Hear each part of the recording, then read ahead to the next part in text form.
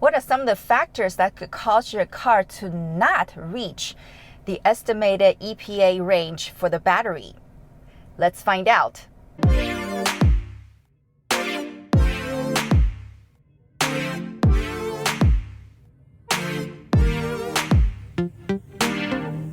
Hi, I'm Joy. Welcome to my channel. If you're new here, I document my Tesla Model 3 owner experience to help new and future owners learn more about this car. If you find this video helpful and informative, please consider subscribing.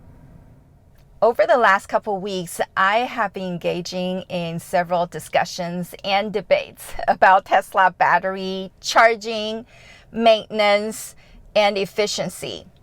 Because I have owned this car now for 13 months and I've noticed how my expectations and behavior toward how to treat my battery has changed since I first picked up this car a year ago up until now. I wanted to dedicate this video and next week's video talking about my journey and my experience about the Tesla battery. In this video, I want to focus specifically on the battery range and draining because they sort of go hand in hand. And I want to share some of the factors that I've learned that could affect the driving range as well as battery drain. First up, let's talk about the battery range and factors that would reduce the range that you would experience.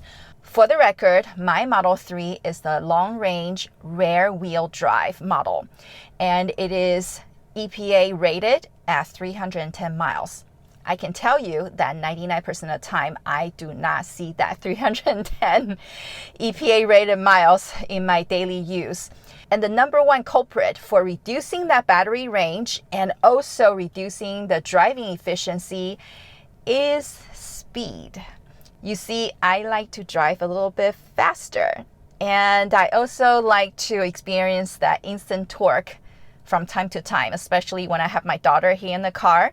I don't have to go from 0 to 60, but just from that stop up to the street limit of 30, 35, 40 miles per hour is enough for her to go, whee!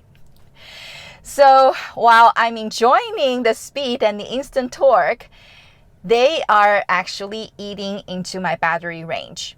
Now, people would argue, Joy, in order to achieve that efficiency, you should drive no more than 70 miles per hour and just slowly launch it, put it in chill mode. But my counter argument is, come on, Tesla made this car to be a performance car for us to enjoy. Live a little. If that costs me to lose battery range and I have to go charge a car a lot more often, so be it. I enjoy driving this car. The second culprit in reducing your battery range and affecting your driving efficiency is the outside temperature.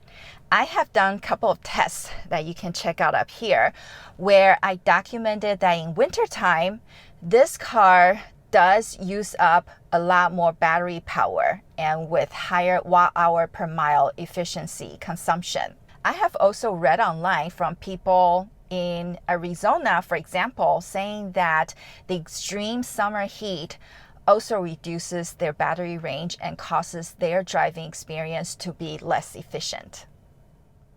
The third culprit in reducing your driving range and affecting your driving efficiency is actually turning on the air conditioning, whether it's heat or cooling.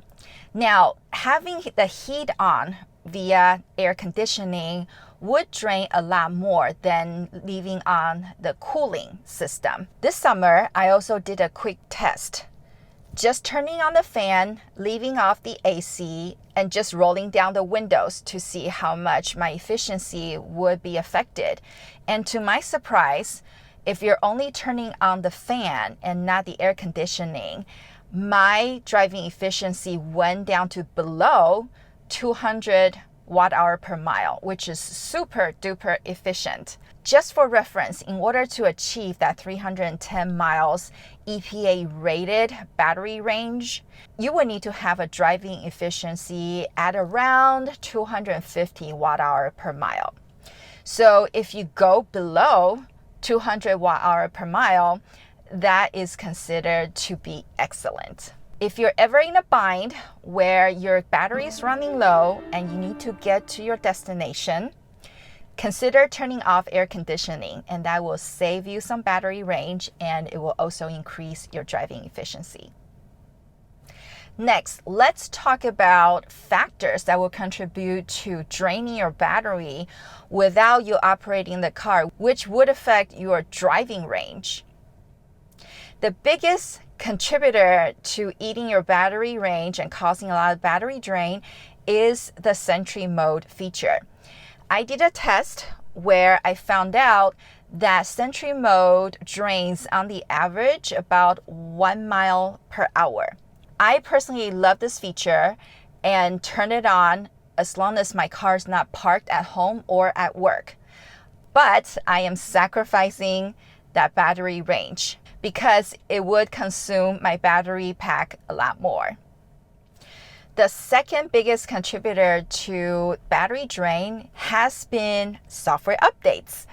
You see, when your car is connected to Wi-Fi, if you have one connected, it will keep the car in an awakened state while it's downloading the software and while it's doing the update.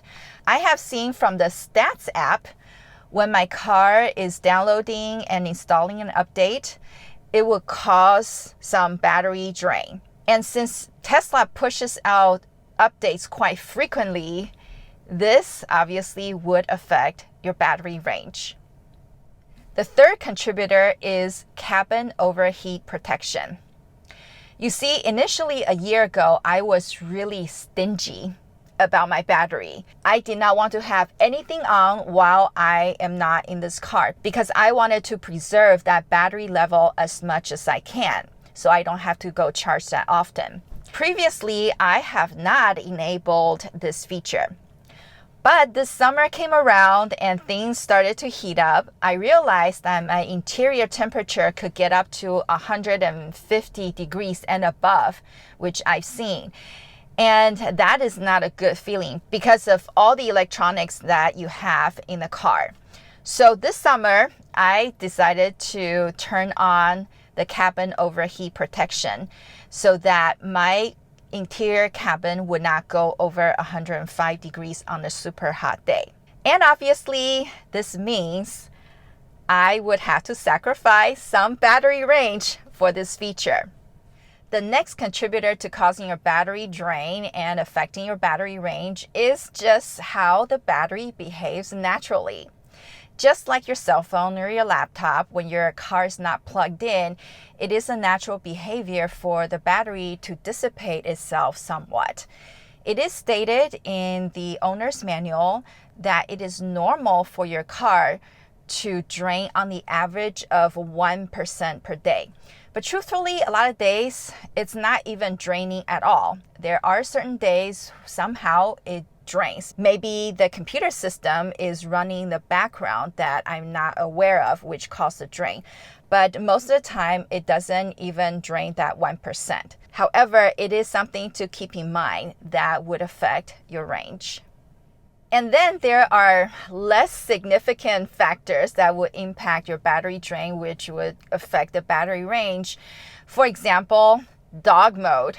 When I leave Ginger in the back seat, when I go run into the grocery store or go to a doctor's appointment, turning on the AC, remember AC affects your range, and leaving the music on, that would drain the battery as well.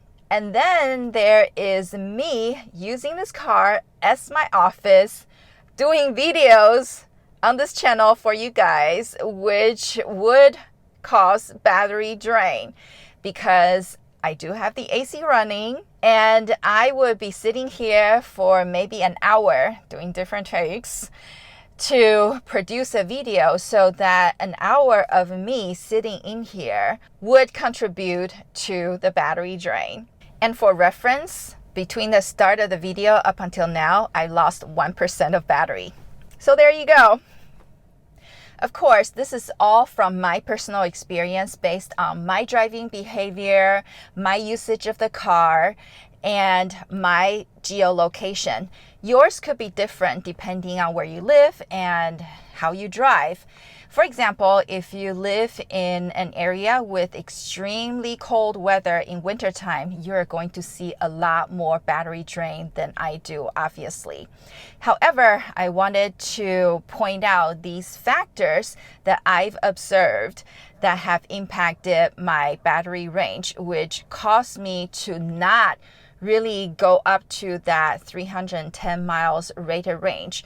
And this is the reason why you should switch your display from miles to energy, which is a percentage of the battery. This way, you will be less concerned about the total miles driven because it will never match up based on all these factors that I've stated that will affect your battery range. That is my recommendation.